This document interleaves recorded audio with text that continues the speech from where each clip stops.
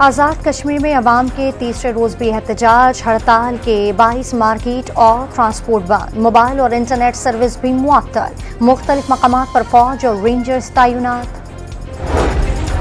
Azad Kashmir joint action committee का पुरतशद्दुद वाक़यात से लाताल्लुक़ी का इजहार, तहरीक पुरअमन है और रहेगी। एक्शन कमेटी के मेंबरान ने दो टोक मौक़िफ़ दे दिया।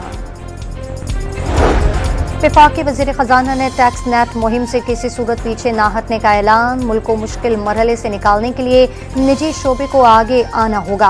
प्री बजट कॉन्फ्रेंस से खिताब।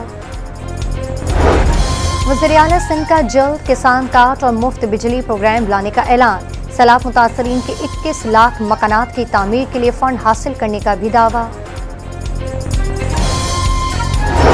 साबिक सदर आरिफ अलवी ने तमाम स्टेक होल्डर्स को मुज़ाकरात के जरिए मसाइल का हल निकालने का मशवरा दे दिया। वाज़ेह किया कि आज़ाद मीडिया की वजह से लोगों को सब कुछ पता है। कराची में आज़मीन हज के लिए रोड टू मक्का प्रोजेक्ट का इफ्तिताह कर दिया गया।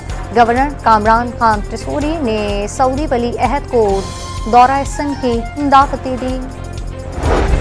इस्लामाबाद पुलिस की शिकायत सेल और मैनेजमेंट सिस्टम को मजीद बेहतर करने का फैसला, आईजी ने अफसरान को हफ्तावार बुनियाद पर खुली कचेरी करने की हिदायत कर दी।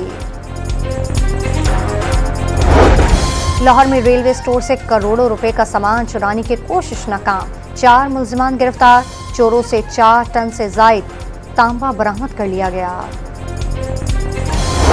और सूरत से इजाफी अखराज के बायस जमीन को शुआओं के ताकत पर मकनतीसी तूफान का सामना, 10 मई से शुरू होने वाला तूफान अगले 72 घंटे तक जारी रह सकता है।